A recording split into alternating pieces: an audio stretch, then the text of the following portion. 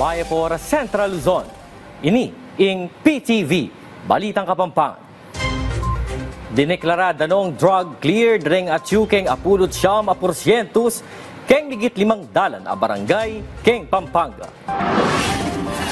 Anti mo naman, agpangkeng Pampanga Police Provincial Office. Aliya payari ing karelang misyon, bang magiyang drug-free ing mabilog a probinsya. Nga na pa ning PNP, makasaw piya kanuing pamsaw pandaring miyaliwang sektor. Kalupan na ning Philippine Drug Enforcement Agency, kami sa sagwang workshop para karela.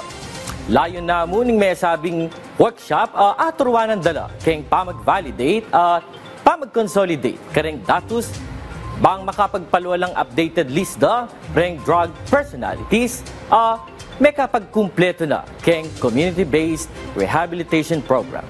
Inumpisa nanda na anyang aking sinaning Oktubre ing pamagpatupad, keng pamagtas keng bayad keng toll kareng sablang saken at dumalan keng North Luzon Expressway o NLEX. May aproban niya kasi kanuiti ning Toll Regulatory Board.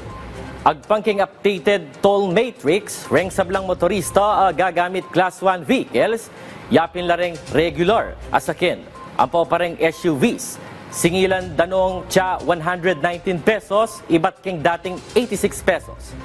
Reng sablang Class 2, yapin lareng bus at reng mga latiya truck, anti mo naman deng Class 3 vehicles o reng mga ragula truck, mamayad nung tsa 299 pesos at 418 flat rates.